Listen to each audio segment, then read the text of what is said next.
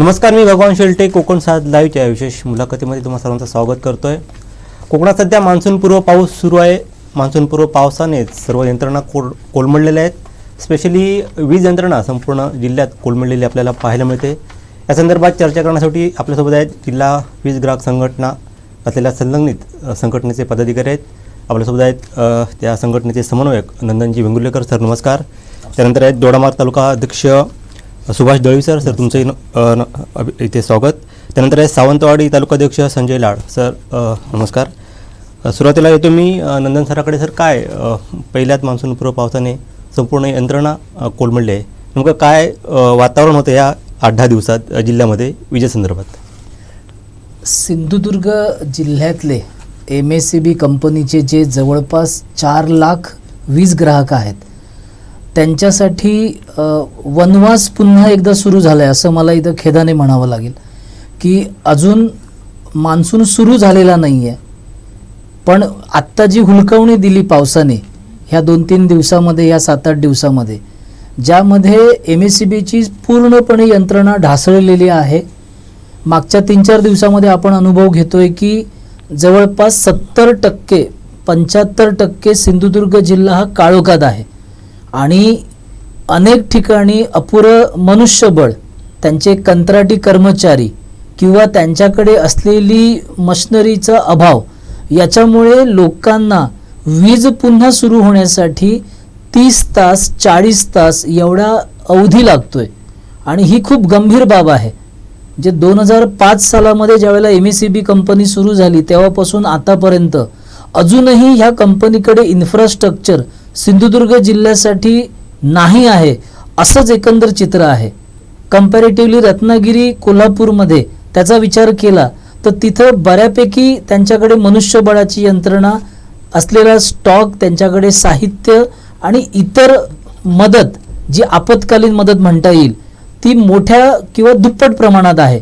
पण सिंधुदुर्गच्या बाबतीमध्ये ती फार कमी आहे आणि त्याचे भोग हे आपल्या वीज ग्राहकांना भोगावे लागत आहेत। याचं सगळ्यात मोठं कारण आहे की मोनोपॉली जी MSCBची चालू आहे, ह्या MSCBच्या मोनोपॉलीमुळे दुसरा कुठलाही पर्याय नाही आहे वीज ग्राहकांना यांच्या विजेशिवाय। तर भविष्यात नक्कीच अदानी पॉवर असेल, अंबानींची असेल, रिलायन्स किंवा टाटा पॉवर असेल, यांनी कोणीतरी सिंधुदुर्ग जिल्ह्यामध्ये येणं हे फार गरजेचं बाब आहे आणि ही समस्त वीज ग्राहकांची मागणी आहे। इथं सुरुवातीलाच मला नमूद करायचं आहे। बरोबर सर, मी दळवी सरांकडे येतोय। गोव्याच्या शेजारीत तुमचा तालुका आहे, काही गाव अतिशय दुर्गम आहेत। काय ह्या 4-5 दिवसात परिस्थिती दोडामार्गमध्ये होती? दोडामार्गमध्ये गेले 4 दिवस मुसळधार पाऊस, विजांचा गडगडाट, ह्याच्यामुळे MSCBचे बरेचसे, कारण दोडामार्ग तालुक्याची बरीच गावं ही दुर्गम आहे। भेकुर्ली म्हणा, ह्याची आपली मांगेली म्हणा, हे गाव अतिशय डोंगरावर आहे, हे आहे आणि तिथे पहिल्याच पावसाने सर्व लाईन जवळपास मांगेली साईडचे 16 पोल पहिल्या एका पावसातच कोलमडून पडले आणि त्याचं काम जोरदार चालू आहे। MSCBमध्ये दोडामार्गमध्ये ह्याच्या अगोदर आम्हाला महालक्ष्मी वीज पॉवरची लाईट मिळायची, त्याचं कॉन्ट्रॅक्ट 3 वर्ष झाली संपलेलं आहे। त्याच्यानंतर 1 वर्ष चालूच होतं, पण गेल्या 2 वर्षापासून महावितरणला जी महालक्ष्मीची लाईट मिळत होती ती पूर्णपणे बंद झालेली आहे। आत्ताच ह्या 2-4 दिवसात, मला वाटतं 8 दिवसात आम्हाला दोडामार्ग तालुक्यासाठी महालक्ष्मीची वीज मिळत आहे। आणि त्याच्यानंतर असं एक झालं की त्यांची आम्हाला वीज मिळते आहे, पण जी लाईन आहे ती कालच्या पावसाने पूर्ण तुटून गेलेले आहेत आणि MSCBचे श्री नलावडे साहेब, कर्मचारी काल संध्याकाळी 6 वाजल्यापासून, मी स्वतः जाऊन बघितलं आहे, रात्री 2 वाजेपर्यंत साईडवर काम करत आहेत। सकाळी 7 वाजता उठून अजूनपर्यंत काम करत आहेत। म्हणजे त्यांच्यानी जी 2 दिवसाची मेहनत घेतली त्यासाठी सलामच करावं लागेल। पण हे झालं ह्या वेळेपुरते। ही जर अशीच लाईट पुढे दररोज बंद पडत असेल तर काहीतरी वेगळा विचार करावा लागेल आणि त्यांच्या सिनियरने तो विचार करायला पाहिजे। आणि आपले लोकप्रतिनिधी आहेत ते जरा निरुत्साह आहेत, फक्त निवडणुकीपुरते आम्ही असं करू तसं करू, पण एरवी ते काहीही तिकडे बघत नाही। फक्त रस्त्याचे डांबरीकरण केली ते निदर्शनास काम येतं, ते फक्त हे करतात. पण जे मूलभूत लाईटचा आहे, पाण्याचा प्रश्न आहे, हत्तींचा आहे, ह्याच्याकडे लोकप्रतिनिधी काही बघत नाही. आणि आमच्यावर जी आज जी परिस्थिती दोडामार्ग शहरात गेले 24 तास लाईट नाही आहे, ती परिस्थिती आमच्या लोकप्रतिनिधीमुळेच आमच्यावरती आलेली आहे. याबाबत लोकप्रतिनिधींकडे काय पाठपुरावा तुमच्या दोडामार्ग तालुक्यापासून करण्यात आला नव्हता कधी? खूप वेळा जवळपास नंदन वेंगुर्लेकर साहेबांनी पण केलेलं आहे, आम्ही केले 2-3-4 वेळा केलेलं आहे. निवडणुकीत पत्रकारांनी तुमच्याच बांधवांनी प्रश्न केला की ह्या लाईटचं काय, तर त्यांनी एक असं बेजबाबदारपणे उत्तर म्हणावं लागेल की आता इलेक्शन आहे, आचारसंहिता संपल्यानंतर मी तो प्रश्न विधिमंडळात मांडतो. पण मी म्हणतोय हा प्रश्न गेले 3 वर्षापासून आहेत. मग त्यावेळी 3 वर्ष हे आमचे लोकप्रतिनिधी झोपले होते का, ज्यांना आम्ही निवडून दिलं आहे? या प्रश्नाला फक्त लोकप्रतिनिधी जबाबदार आहेत की MSCBचे वरिष्ठ अधिकारी? नेमका रोष कोणाकडे आहे तुमचा? नेमका रोष म्हणायचा तर MSCBचे वरिष्ठ आहेत, जे दोडामार्ग तालुक्याच्या वर बसलेले आहेत, त्यांच्यावर आहे. आमच्या दोडामार्ग तालुक्यातले श्री नलावडे साहेब हे संपूर्ण सहकार्य करतात, पण जोपर्यंत त्यांना वरून रसद मिळत नाही तोपर्यंत पुढे ते काही करू शकत नाही. आज मी स्वतः बघितलं की ते पाण्याशिवाय, मला वाटतं दुपारी ते जेवले पण नसेल. मी स्वतः त्यांना कॉल केलेला, तर मी अमुक ठिकाणी आहे, मी मुद्दाम जाऊन तिथे जाऊन बघितलं, तर खरोखरच साहेब तिथे उन्हातानात काम करत आहेत. त्यामुळे त्यांच्यावर दोष देण्यासारखा तर मला तर काय सध्या आजच्या परिस्थितीत वाटत नाही. नक्कीच, म्हणजे तुमच्या म्हणण्याप्रमाणे काही प्रामाणिक अधिकारी काम करत आहेत MSCBमध्ये. मी संजय लाड सरांकडे येतो. सर, काय सावंतवाडी नेहमी विजेच्या प्रश्नाबाबत नेहमी चर्चेत असणारा तालुका आहे, काय परिस्थिती या 2-4 दिवसात सावंतवाडी महावितरणबाबत सांगायचं गेल्यास आम्ही आता 1 वर्ष काम करतो वीज ग्राहक संघटनेत. त्या संदर्भात आम्ही बैठकासुद्धा लावलेल्या आहेत, विभागीय बैठका झाल्या. कशासाठी तर वीज ग्राहक संघटना आणि याच्या माध्यमातून विभागामध्ये ग्राहकांना एकत्र करून जनजागृती करण्याचं काम वीज ग्राहक संघटना केलेलं आहे आणि गावागावात वीज ग्राहक संघटना पोचलेली आहे. एक मुद्दाला. दुसरा मुद्दा म्हणजे वीज वितरणबाबत जे समस्या आहेत, समस्यांचं कारण काय, तर समस्या ह्या डेप्युटी एक्झिक्युटिव्हला आम्ही विचारलं तर ते म्हणतात आमच्याकडे कर्मचारी नसल्यामुळे आम्ही सेवा सुरळीत देऊ शकत नाही. कारण हे ऑफिसमध्ये बसलेले असतात अधिकारी वर्ग आणि ग्रामीण भाग किंवा शहरी भागामध्ये कंत्राटी कर्मचारी असतात. कंत्राटी कर्मचारी काय, ते कॉन्ट्रॅक्टर सांगणार त्याप्रमाणे करत असणार. बरोबर. आणि अति दुर्गम भागात तर दयनीय स्थिती झालेली आहे विजेची. आंबोलीसारखं शहर आहे बघा, जिल्ह्यात पर्यटन म्हणून, तिथे पर्यटक येतात, ते विदेशातले पर्यटक येऊन तो इकडचा इतिहास बाहेर घेऊन जातात. म्हणजे आंबोलीबाबत एक पोस्ट व्हायरल होते, म्हणजे तिथे पाऊसही नव्हता, वाराही नव्हता, तरी 2-3 दिवस लाईट नव्हती. प्रकार बघा, त्याला वीज वितरणच जबाबदार आहे ना. तसाच इथे आमचा एक विभाग आहे, बांदा विभाग, आरोस गाव आहे, परत इकडचे ग्रामीण भाग तांबोळी वगैरे. आज ह्या 4 दिवसापूर्वीची गोष्ट आहे, 3 दिवस कंटिन्यू लाईट नाही आहे. तिकडचे सरपंच सुद्धा फोन करत आहेत. अच्छा, अशी परिस्थिती आहे. त्यामुळे काय म्हणजे वीज ग्राहकांनी एकत्र येऊन आवाज उठवला पाहिजे, तरच हे प्रशासन कधीतरी जागं होणार आहे. नाही, बरोबर आहे. म्हणजे दळवी सरांनी सांगितल्याप्रमाणे काही दोडामार्गमध्ये काही प्रामाणिक अधिकारी आहेत, ते काम करतायत. पण सावंतवाडीत आम्ही बऱ्याच वेळा ऐकतो की इथल्या अधिकाऱ्यांवरती रोष आहे, ते अधिकारी काम करत नाही, असा बऱ्याच वीज ग्राहकांची तक्रार असते. हा अनुभव आला आहे का? म्हणजे वीज अधिकारी म्हणजे आम्ही असं म्हणत नाही काय, तर त्यांच्यावर पूर्णपणे अविश्वास दाखवत नाही, काम करतात. काही ठिकाणी कोण एखाद दुसरा काम करत नसतील, ते अपवाद असू शकतो सावंतवाडीमध्ये. हो.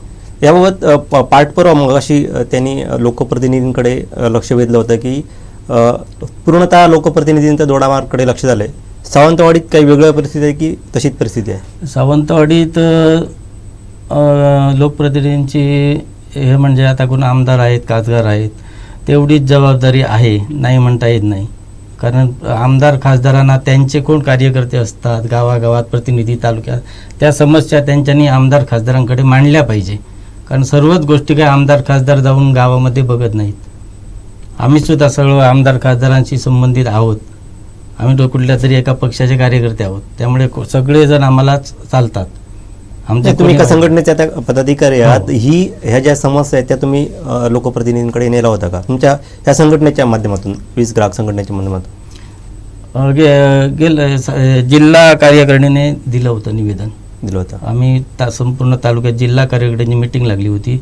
त्या माध्यमातून एक निवेदन तयार करून आमचे जिल्हा समन्वयक आहेत वेंगुर्लेकर साहेब त्यांच्यानी दिलेलं आहे. आपल्यासोबत अजून एक पदाधिकारी जोडले गेलेले आहेत. जिल्हा उपाध्यक्ष दीपकजी पटेकर सर, स्वागत तुमचं. त्याचबरोबर तालुका समन्वयक बाळासाहेब बोर्डेकर सर, तुमचंही स्वागत.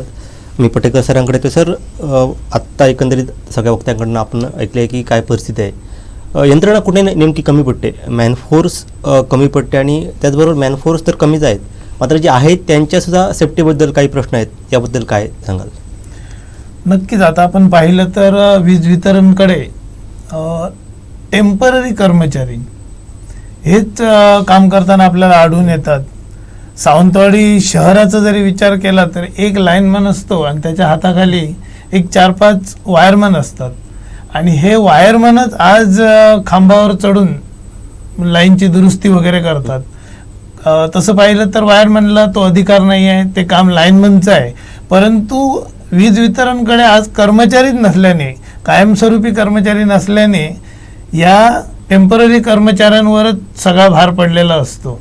परंतु यांची अवस्था सुद्धा अशी आहे की खांबावर चढण्यासाठी त्यांच्याकडे लागणारी जी सुरक्षेसाठी लागणारी जी यंत्रणा आहे ती खूप कमी आहे. बरोबर. त्यांच्या हातात हँडग्लोव्ज हे कंपल्सरी खांबावर चढल्यावर पाहिजेत, परंतु एखादा हँडग्लोव्ज त्यांच्याकडे असतो किंवा तो सुद्धा फाटलेल्या अवस्थेत असतो.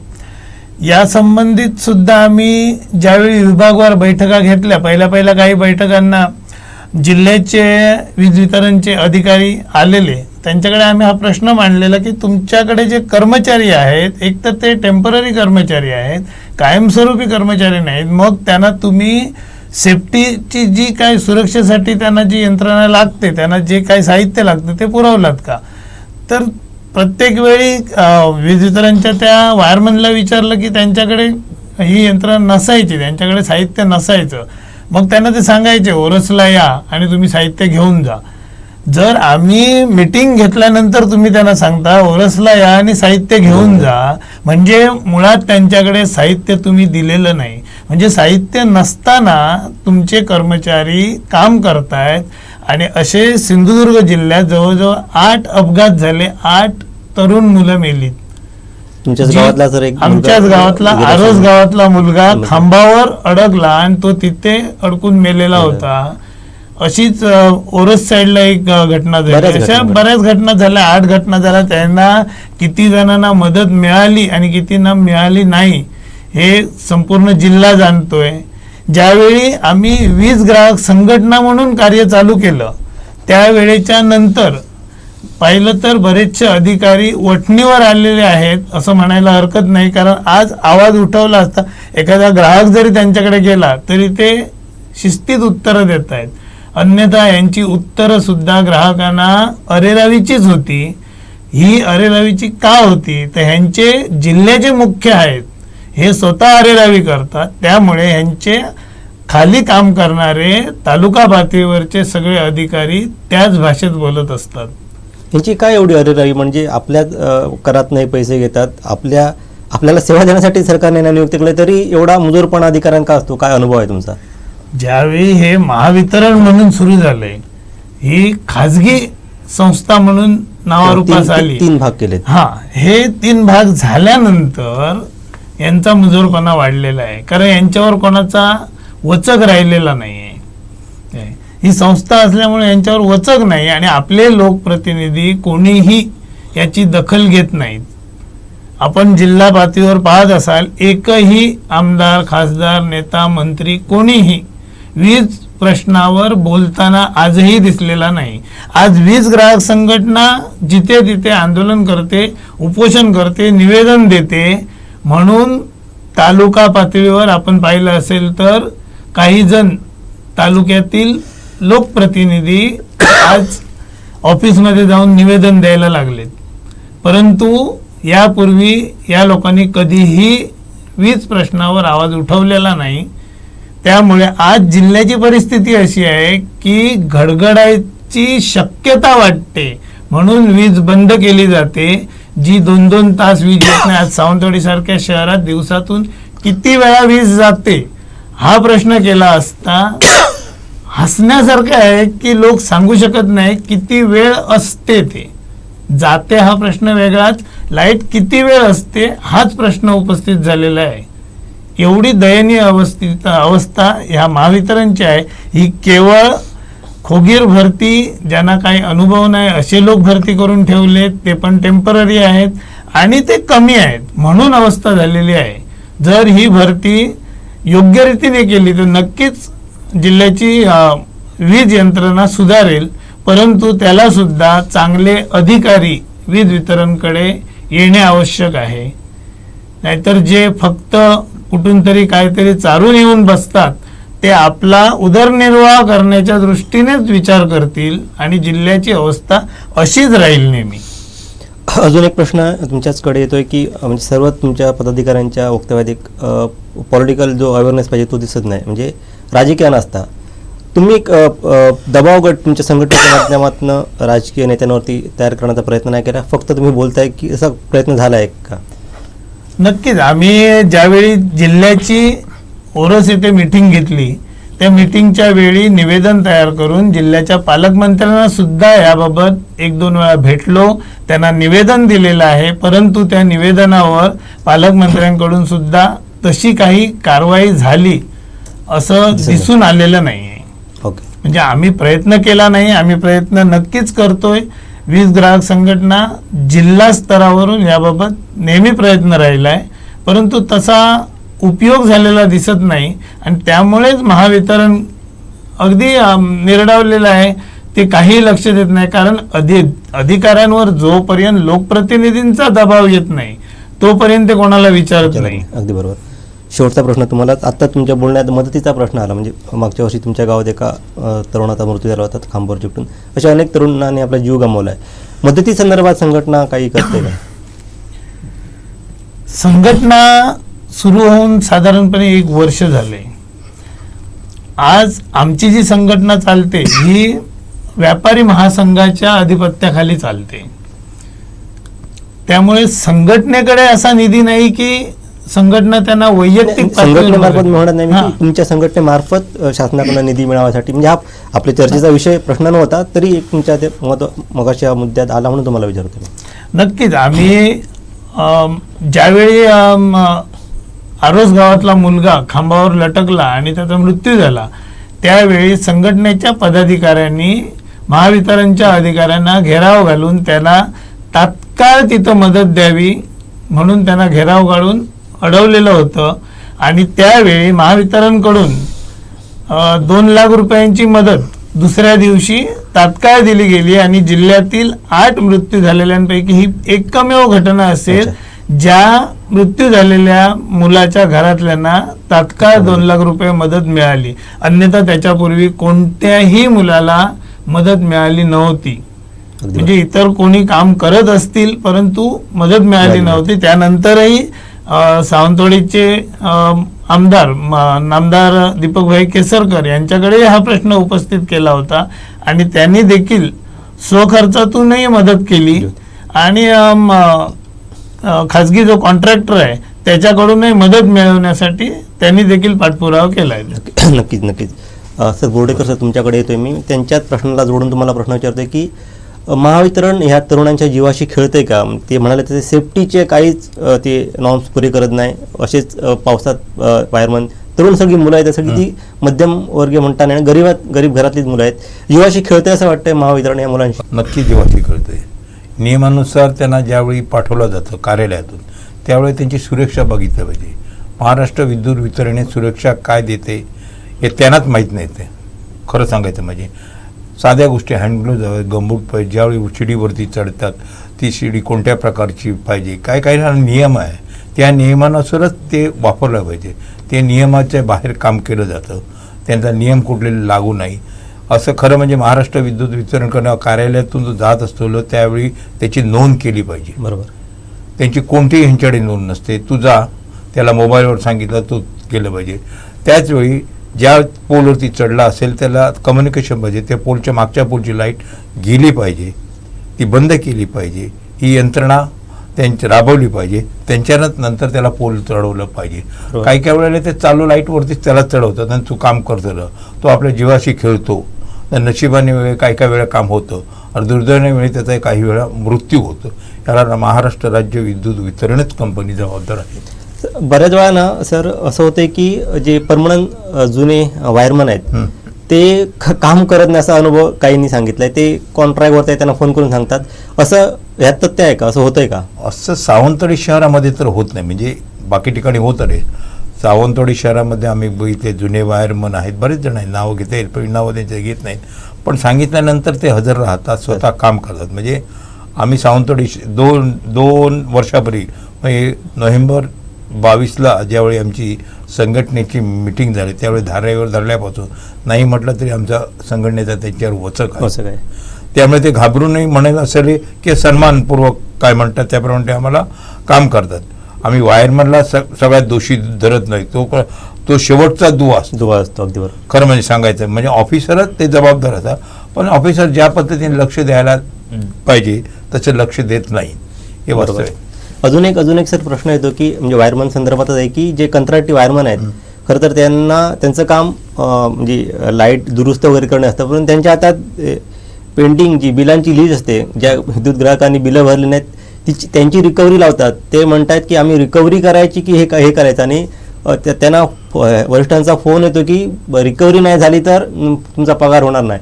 असं खाजगीत बोलताना याकडे कधी लक्ष वेधले का? बरेच वेळा म्हटलं मग तुम्ही कसे काय येता, आम्ही त्यांना विचारतो नाही, बिलं वितरण करण्याचं काम तुमच्याकडे दिलं आहे काय? बरेच वेळेला येतात, नाही म्हणाल आम्हाला साहेबांनी पाठवलेलं आहे, आम्हाला नाही गेल्याशिवाय तर नाही तर मग आमचा पगार काढला जात नाही. अशा अनेक गोष्टी अनऑफिशियल त्यांना धमकावून येतात, हे वास्तव्य आहे. ते म्हटलं तुम्ही कशाला करतात, तुमची जबाबदारी टाळा ना तुम्ही. नाही आम्हाला ते करावंच लागतं, म्हणजे ते लादलं जातं, म्हणजे इकडे आड तिकडे वीर असं त्यांची परिस्थिती, ही खरी परिस्थिती वास्तव्य आहे हे सांगायचं. म्हणजे सर म्हणजे याबाबत कधी संघटना म्हणून कधी याबाबत तुम्ही काम अजून काय झालंय माहिती आहे, ही संघटनेला आमच्या 7-8 महिने झालेले आहेत. हे आम्ही आता जोपर्यंत आम्ही त्यांचं शूटिंग करत नाही, बरोबर, ज्यावेळी आम्ही पुरावा देत नाही त्यावेळी आम्ही नक्की त्याच्यावर लक्ष वेधू आणि कार्यालयात जाऊन त्याची चौकशी करू. नक्कीच. अजून एक प्रश्न आहे की कॉन्ट्रॅक्टवरती जे काम म्हणजे वायरमन काम करतात ते कुठेतरी त्यांना परमनंट केल्यानंतर मनापासून काम करतील, किंवा अजून पट्टेकर सरांनी म्हटल्यामुळे संख्या जी आहे कुठेतरी खोगीर भरती दिल्याने एका ठिकाणी अपुरा मनुष्यबळ आहे. अजून मनुष्यबळाची गरज MSCB मध्ये जाणवते का तुम्हाला? हो नक्की, कारण मनुष्यबळ फार कमी आहे. सावंतवाडी शहरामध्ये त्याची उणीव जाणवते. पूर्वी असं होतं की सावंतवाडी शहरामध्ये रात्री जरी फोन केला रात्री लाईट चालू व्हायची. आता पण प्रमाण ते बऱ्याच वेळा कमी झालेलं आहे. त्यांच्याकडे वायरमनच नाही, लाईनमन नाहीत, अशा अनेक गोष्टी सांगितल्या जातात. आणि त्यामुळे काय होतं, सावंतवाडी शहर यामध्ये कन्झ्युमर जास्त आहेत आणि यंत्रणा त्यांची फार कमी आहे, त्यामुळे त्याच्यावर परिणाम होतो. आणि सावंतवाडी शहराची एरिया फार मोठी आहे, त्यामुळे पोलही जास्त आहेत, कन्झ्युमर्स जास्त आहेत, त्यामुळे कन्झ्युमर आणि ते त्यांचं जे काम करण्याची परिस्थिती फार गंभीर आहे. बोडेकर सर, सावंतवाडी शहराचा तुम्ही उल्लेख करताय आणि इथेच काम करताय, तर इथला रोष जो प्रामुख्याने असतो तो वरिष्ठ अधिकाऱ्यांवरती असतो. म्हणजे बऱ्याच संघटना असतील किंवा ग्राहक असतील, कधी ना कधी वादाचे बातम्या येतच असतात, याबद्दल काय सांगाल? वादाचा प्रश्न असतात म्हणजे ते ग्राहकांचे प्रश्न आधी समजून घेत नाहीत. ग्राहक येतो तुमच्याकडे तर कशा करता येतो. आता पहिलं कारण सांगायचं म्हणजे फॉल्टी मीटर. सावंतवाडीचा रेकॉर्ड जवळजवळ 4,500 मीटर फॉल्टी आहे. ही 2 वर्षापूर्वीची घटना, आता किती वाढली ते माहीत नाही. मीटर फॉल्टी आल्यानंतर ते बदलून देणं महाराष्ट्र विद्युत वितरण कंपनीचं काम आहे. ते त्यामध्ये त्याने दुर्लक्ष करतात, आमच्याकडे मीटर उपलब्ध नाही, तुम्हाला आले की देतो, हे म्हणजे थातूरमातूर उत्तर द्यायचं. पण नियमानुसार ते महाराष्ट्र विद्युत वितरण कंपनीने ते मीटर दिले पाहिजेत, हा नियम आहे. ते नियमाचे ते भंग करतात, त्यामुळे लोकांना रोज त्या मीटरची किंमत आहे 1,500 रुपये. बरं ते असेल ते असे लोक भरायला, तर मग ते कुडाळला जा, कुडाळून टेस्टिंग करून द्या, मग सगळे उपद्रव चालू करतात. मग मीटर तुम्ही बाईक आणला ना तर आम्ही टेस्ट करून हे जबाबदारी घेत नाही. दुसरं ॲव्हरेज बिल मारून देतात. मीटर बंद असला की मागचं रेकॉर्ड काढतात आणि मारून देतात. ॲव्हरेज बिल मारणं म्हणजे ते चुकीचं पद्धत आहे ना. रिडिंग किती झालं ते बघितलं पाहिजे. ॲव्हरेज का मारता, का दोषी धरता तुम्ही? तुम्ही बिल चेक करा, पूर्वीचं बिल चेक करा आणि नंतर बिल तुम्ही सूट द्या, असं कोण ग्राहक मत आहे. नियमाप्रमाणे हा नेहमी भांडणाचा प्रसंग येत असतो. अनेक वेळा ते सांगतात पण त्यांच्याकडे त्यावेळेला सहकार्य मिळत नाही. सिंधुदुर्ग जिल्हा व्यापारी संघ आणि सावंतवाडी तालुका व्यापारी संघ आणि वीज वितरण कंपनी ज्यावेळी हा भाग घेतला, खरं सांगायचं मग 2 वर्षापूर्वी आम्ही व्यापारी संघाने ही एकदा चर्चा अवलंबलं होतं. तुम्हाला माहिती आहे त्या मोठं प्रकरण झालं, तात्काळ त्यांनी बिलं कमी केली. तो इफेक्ट म्हणजे आमच्या संघटनेचाच आहे असं मला वाटतं आणि त्यामुळे बिलं कमी केली. आता तर थोडं संघटनेला घाबरून म्हणण्यापेक्षा भीतीयुक्त आधार त्यांना निर्माण झालेला आहे. मग हे करता ते उगीच करत नाही. तुमच्या कामातून आम्ही दाखवून दिलं आहे बा, तुम्हाला ते बाप दाखवून तर श्राद्ध कर. त्याच्यामुळे आम्ही त्यांना हे मीटर इथं का बिल ताबडतोब बिल करून द्या. तुमचे लोकही जात नाहीत तिथे. बिल रिडिंग घेतलं तर उपलब्ध का उपलब्ध, त्याला कारण पाहिजे. मीटर दरवाजा बंद होता का, व्यक्ती नव्हती का, कारण काय ते देत नाहीत. त्यामुळे रोष निर्माण तयार होतो. बरोबर. तर वेळ संपत आली. मी वेंगुर्लेकर सरांकडे येतोय. सर, तुम्ही समन्वय आहेत, संपूर्ण जिल्ह्याचा तुमचा अभ्यास आहे. प्रश्नांबद्दल चर्चा झाली. पटेकर सरांनी, बोर्डेकर सरांनी दळवी असतील किंवा लाड प्रश्न सांगितलेत, उत्तर पण शोधण्याचा प्रयत्न केला आहे. नेमकं आता महावितरणने काय केलं पाहिजे या प्रश्नांची उकल होण्यासाठी? कोणत्या यंत्रणा नवीन समाविष्ट केल्या पाहिजे, यंत्रणा सुधारली पाहिजे, नेमके कोणते प्रयत्न आता होणं गरजेचं आहे? एक पत्र मला आपल्या सगळ्या नागरिकांना दाखवायचं आहे की 4 सप्टेंबर 2023ला आम्ही आमच्या जिल्हा वीज ग्राहक संघटना आणि व्यापारी महासंघाच्या वतीने माननीय नामदार देवेंद्रजी फडणवीस साहेब जे उपमुख्यमंत्री आहेत आणि ते स्वतः वीज मंत्री, त्यांच्याकडे जो चार्ज आहे, त्यांच्याकडे जिल्ह्यातल्या सगळ्या अडचणींबाबत एक पत्र दिलेलं होतं आणि त्यामध्ये जवळपास 30 मुद्दे आम्ही किंवा 30 मागण्या आम्ही तिथे नमूद केलेल्या होत्या की जो सिंधुदुर्ग जिल्हा दुर्लक्षित आहे, नक्षलवादी आदिवासी एरियाप्रमाणे जी आम्हाला वीज ग्राहकांना ट्रीटमेंट मिळते, की आम्ही वीज ग्राहकांचे हक्क ज्या वेळेला आम्ही मागतो ह्या सगळ्या प्रशासकीय यंत्रणेकडे, त्यावेळेला किंमत दिली जात नाही. तर नेमक्या सुधारणा काय केल्या पाहिजेत, तर याची काही मागणी, काही मुद्दे आम्ही त्यांना लेखी स्वरूपात दिलेले आहेत.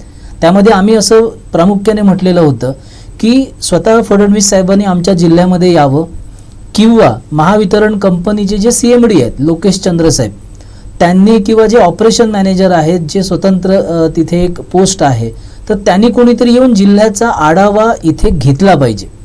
मध्यंतरी ह्या एक्झिक्युटिव्ह बॉडीमधले एक जबाबदार व्यक्ती ज्यांचं नाव श्री विश्वास फाटक साहेब, जे आपल्या सिंधुदुर्ग जिल्ह्यामध्ये येऊन गेले 2-3 महिन्यापूर्वी, ज्यांची पोस्ट आहे स्वतंत्र संचालक, इंडिपेंडंट डायरेक्टर, जे फडणवीस साहेबांच्या खूप जवळचे आहेत, तर त्यांनी जिल्ह्यामध्ये येऊन मिटिंग घेतली पण ती कोणालाही कळवली गेली नाही. वीज ग्राहक म्हणून काही लोकांना त्यांच्याशी चर्चा करता आली असती, काही मुद्दे मांडता आले असते. वीज ग्राहक संघटना, व्यापारी महासंघ, MIDC असोसिएशन आणि वेगवेगळ्या कंत्राटी कर्मचारी संघटना सुद्धा त्यांच्या MSEBच्या, तर यांच्याशी जी बैठक व्हायला पाहिजे होती ती झाली नाही. तर माझी मागणी आहे राज्य शासनाकडे की वीज मंत्र्यांच्या आदेशाप्रमाणे भारतीय प्रशासकीय सेवेतील हे IAS ऑफिसर लोकेश चंद्र साहेब किंवा फाटक साहेब किंवा अजून कोणीतरी एक्झिक्युटिव्ह बॉडीमधला माणूस पुढच्या 15 दिवसात, महिन्याभरामध्ये जो जिल्ह्यामध्ये यावा, आमच्या सगळ्या वीज ग्राहक संघटना आणि नागरिकांशी चर्चा करावी आणि आमचे हे प्रॉब्लेम सॉल्व्ह करावेत. दुसरा मुद्दा इथं महत्त्वाचा होतोय की वीज नियामक आयोग त्यांनी जी एक विद्युत ग्राहक हक्क विवरण पत्र काढलेलं आहे की प्रत्येक वीज ग्राहकाला त्यांनी ज्या सोयी सुविधा किंवा सर्व्हिस जी दिली पाहिजे ती दिली जात नाही. तर ती फार मोठी खेदाची गोष्ट आहे की या बाबतीमध्ये जर वीज ग्राहकाला तक्रार करायची झाली तर मला या ठिकाणी सगळ्या आमच्या वीज ग्राहकांना, जवळपास 3.5 लाखापेक्षा जे जास्त वीज ग्राहक आहेत, तर कोल्हापूर, सांगली, रत्नागिरी, सिंधुदुर्ग याच्यासाठी महावितरण अंतर्गत ग्राहक तक्रार निवारण मंच हे एक स्वतंत्र यंत्रणा जी महावितरणने स्थापन केलेली आहे आणि त्याचं कार्यालय कोल्हापूर परिमंडलचं प्रशासकीय इमारत ताराबाई पार्क कोल्हापूर इथं त्यांचं ऑफिस आहे. आणि यासाठीच विद्युत लोकपाल नावाची सुद्धा त्यांच्याकडे यंत्रणा आहे की जिथे कुठलाही वीज ग्राहक आपली तक्रार त्या ठिकाणी दाखल करू शकतो. शिवाय आणखी एक महत्त्वाची गोष्ट की बऱ्याच लोकांकडे आता स्मार्टफोन आहेत आणि ते सगळे डिजिटल टेक्नोसॉवी आहेत. तर सिंधुदुर्ग जिल्ह्यातल्या वीज ग्राहकांपर्यंत अजूनपर्यंत काही ऑनलाईन तक्रारीचे नंबर पोचलेले नाही आहेत, जे त्यांनी वीज बिलावरती छापून दिले पाहिजेत. काही वेळेला छापले जातात, काही वेळेला छापले जात नाहीत. तर त्यामध्ये पहिला नंबर आहे 022 50 89 7100. हा एक महत्त्वाचा नंबर आहे. दुसरा टोल फ्री नंबर आहे 1912 जो फक्त 4 अंकी नंबर आहे. तिसरा नंबर आहे 1912 हा तिसरा नंबर आहे. आणि यानंतर टोल फ्री नंबर अजून 2 आहेत 1800 212 34 35 आणि 1800 233 34 35. हे सगळं सांगण्यामागचं कारण असं आहे की सिंधुदुर्ग जिल्हा वीज ग्राहक संघटना ज्या वेळेला वीज ग्राहकांच्या वतीने ह्या सगळ्या प्रशासकीय अधिकाऱ्यांच्या सोबत समोर जाते आणि तक्रारी मांडते, त्यावेळेला वीज ग्राहकाने सुद्धा स्वतः जबाबदारीने ह्या टोल फ्री नंबरवरती स्वतःचा वीज मीटर क्रमांक नमूद करून तिथं तक्रार नोंदवली पाहिजे आणि त्याचा डॉकेट नंबर आणि कंप्लेंट नंबर त्याने तो मिळवला पाहिजे. त्याला लगेच त्याचा रिप्लाय येतो, फीडबॅक येतो, SMS येतो आणि त्यानंतर पुढच्या 24 तासामध्ये तो प्रॉब्लेम सॉल्व्ह केला पाहिजे. अजून एक महत्त्वाची बाब सांगायची आहे की ज्या वेळेला शहरात किंवा ग्रामीण भागामध्ये लाईट जाते त्यावेळी ती जबाबदारी त्या सेक्शन ऑफिसरची असते आणि त्याच्यावरचा उपकार्यकारी अभियंता. जर शहरी भागामध्ये 3 तासापेक्षा जास्त वेळ लागला आणि 3 तासाच्या आत जर ती लाईट आली नाही तर कुठलाही वीज ग्राहक नुकसान भरपाईची मागणी ह्या प्रशासकीय यंत्रणेकडे करू शकतो. तासाला 50 रुपये किंवा 100 रुपये अशा प्रकारे वेगवेगळ्या क्षेत्राप्रमाणे त्याचे चार्जेस आहेत. तर भविष्यामध्ये सिंधुदुर्ग जिल्ह्यातल्या जास्तीत जास्त वीज ग्राहकांनी, जसं आत्ता आपण बघतोय की गेल्या 3-4 दिवसामध्ये 50-60% पूर्ण जिल्हा काळोखात आहे, तर अनेक लोकांनी ही ऑनलाईन तक्रार करावी, लेखी तक्रार करावी आणि वीज वितरण कंपनीला नुकसान भरपाई देण्यासाठी भाग पाडलं पाहिजे. त्याच्यासाठी जी काही मदत लागेल आर्थिक त्याच्या बाबतीतली माहिती पाहिजे, जनजागृती पाहिजे, तर माझी 431 ग्रामपंचायतच्या सरपंचांना तुमच्या माध्यमातून विनंती आहे, आवाहन आहे की तुम्ही तुमच्या ग्रामपंचायतमध्ये एक विशेष सभा ह्या विजेच्या समस्याबाबत तुम्ही लावा. आमच्या सगळ्या 8ही तालुक्याचे 8ही अध्यक्ष, त्यांची तालुक्याची टीम, जिल्हा संघटनेची टीम, आम्ही सगळेजण तुमच्या गावामध्ये येऊन नागरिकांना एज्युकेट करायला आम्ही तयार आहोत. आणि हे सगळं करताना जोपर्यंत वीज ग्राहकांचा पाठिंबा आम्हाला मिळत नाही, सहकार्य मिळत नाही, तोपर्यंत ह्या मुजोर आणि अवाजवी अवांतर गोष्टी ज्या वेगवेगळ्या शब्दामध्ये त्या वीज ग्राहकाला बोलून अपमानित करून घालवतात हे तोपर्यंत त्यांचं थांबणार नाही. अजून एक मुद्दा की काही जे अधिकारी आहेत ज्यांना 6-6 वर्ष झाली आहेत आमच्या जिल्ह्यामध्ये आणि अजून त्यांची बदली होत नाहीये, तर असं नेमकं काय उजेड त्यांनी घातलाय आणि काय मोठे सोपस्कार आणि काय दिवे लावलेत की ज्यांना 6-6 वर्ष एकाच ठिकाणी त्यांना नोकरीसाठी किंवा त्या खुर्चीवर चिकटून ठेवलेलं आहे. तर त्याचाही कुठेतरी विचार आता केला पाहिजे. आणि येत्या काही दिवसामध्ये म्हणजे इलेक्शन प्रोसेस आणि हे सगळं झाल्यानंतर माननीय पालकमंत्री साहेबांना आम्ही आतापर्यंत 2 वेळा निवेदनं दिलेली आहेत, तर त्यांच्या उपस्थितीमध्ये DPDC हॉलमध्ये तातडीची एक बैठक व्हावी. विजेचा स्वतंत्र जनता दरबार हा जिल्हा प्रशासकीय यंत्रणेने जिल्हाधिकारी साहेबांनी डिक्लेअर करावा आणि तिथे जिल्ह्यातल्या सगळ्या वीज ग्राहकांनी उपस्थित राहून आपल्या समस्या मांडाव्यात, जेणेकरून वीज ग्राहक संघटना ह्या सगळ्या विषयांना उचलून त्यांचा टेकअप करून आम्ही प्रकाशगड, जिथे महाराष्ट्राचं मोठं कार्यालय ह्या महावितरण कंपनीचं आहे, तिथे त्या CMDना प्रत्यक्ष भेटून आम्ही वीज ग्राहकांच्या समस्या सोडवण्यासाठी दाद मागू शकतो. नक्की सर, शेवटचा प्रश्न, वेळ संपत आली, 2 मिनिटात उत्तर द्या. आत्ताच्या तुमच्या विश्लेषणात तुम्ही IAS श्रेणीतले अधिकारी येणं इथे कोकणात येऊन बघणं गरजेचं आहे असं म्हणाला होता. काय म्हणजे या अधिकाऱ्यांमध्येच टॉप लेवलच्या अधिकाऱ्यां आणि इथले लोकल लेवलला काम करणाऱ्या अधिकाऱ्यांचा समन्वय नाही का? याचा फटका इथे काम करणाऱ्या एकदम खालच्या लेवलला काम करणाऱ्या वायरमनला बसतो असं हे प्रकर्षाने आपण पाहतो. आणि दुसरी गोष्ट म्हणजे की शहरात लाईट गेली, मुंबई पुणेसारख्या मेट्रोपॉलिटन शहरात जनता लाईट गेली तर एक 15-20 मिनिटात सगळी यंत्रणा कामाला लागते. इथे आपण 3-3, 4-4 दिवस अंधारात राहतो. कुठेतरी हा फरक जाणवतो आणि संपूर्ण यंत्रणा त्याला जबाबदार आहे असं म्हणाल का? नेतृत्व जर चांगलं नसेल तर त्याच्या खालची जी फळी आहे म्हणजे क्लास 1, क्लास 2, क्लास 3, क्लास 4 यांच्याकडे तो जो मेसेज गेला पाहिजे, जी मूलभूत गरज आहे विजेची, जी अत्यावश्यक गरज आहे ती त्या पद्धतीने तो विषय हाताळला जात नाही. आणि याला वेगळी अशी यंत्रणा म्हणजे जनसंपर्क विभाग जो महावितरणचा आहे तो याला काही अंशी जबाबदार आहे. आणि आपल्या सिंधुदुर्ग जिल्ह्यासाठी खोबरे साहेब म्हणून त्यांची नेमणूक आपल्या जिल्ह्यासाठी केलेली आहे, ज्यांचं कार्यालय कोल्हापूरमध्ये आहे. त्याच्या वरिष्ठ म्हणून जनसंपर्क अधिकारी विटणकर साहेब म्हणून प्रकाशगडच्या ऑफिसमध्ये बसलेले आहेत. त्यांना प्रत्यक्ष मी काही महिन्यापूर्वी भेटूनही आलेलो होतो, त्यांना निवेदनही दिलेलं होतं की जनसंपर्क विभागाची जबाबदारी आहे की त्यांनी प्रत्येक 3 महिन्यांनी 6 महिन्यांनी हा आढावा घेतला पाहिजे. जसं 2022 मध्ये नोव्हेंबर 2022ला ग्राहक मेळावे आपल्या सिंधुदुर्ग जिल्ह्यामध्ये झालेले होते, त्याच्यानंतर नोव्हेंबर 23 किंवा आता परत नोव्हेंबर आला, मागच्या 1.5 वर्षामध्ये ग्राहक मेळावे घेण्याचं धारिष्ट ह्या कामचुकार अधिकाऱ्यांना करता आलेलं नाहीये. त्यांनी जर प्रामाणिकपणे काम केलं असतं तर कुठल्याही संघटनेचं काम वाढलं नसतं. आज आमच्यावर एवढा दबाव आहे नागरिकांचा, वीज ग्राहकांचा, की अनेक छोट्या मोठ्या गोष्टीसाठी आम्हाला त्या वीज ग्राहकाच्या सोबत जाऊन त्या यंत्रणेकडे जाऊन भांडावं लागतंय, संघर्ष करावा लागतोय.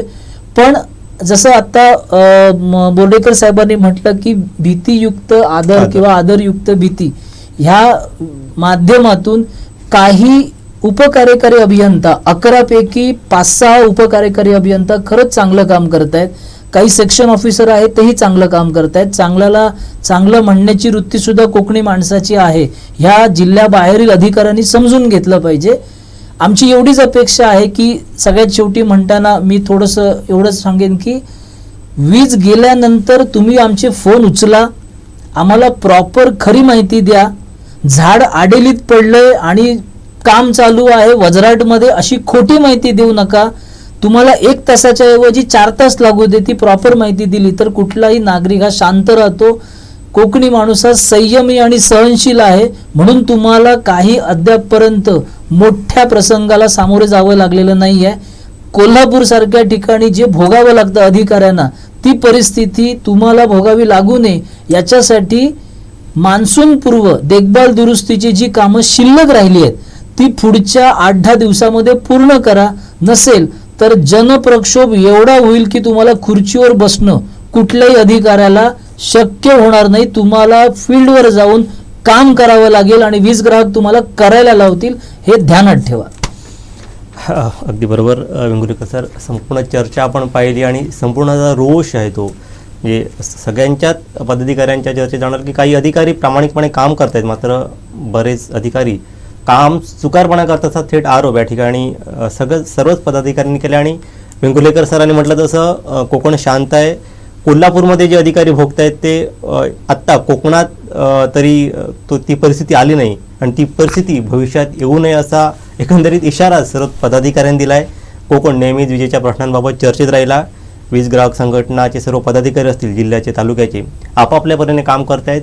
वर्ष होत आले त्यांच्या संघटनेला, मात्र त्यांच्या दबावामुळे कुठेतरी अनेक सर्वसामान्य वीज ग्राहकांचे प्रश्न हे मार्गी लागताना आपल्याला पाहायला मिळतात. त्यांच्या या कामास शुभेच्छा देऊया आणि ही परिस्थिती आहे ती भविष्यात सुधारेल अशी आशा करूया. तर सगळे सहभागी झालात खूप खूप धन्यवाद.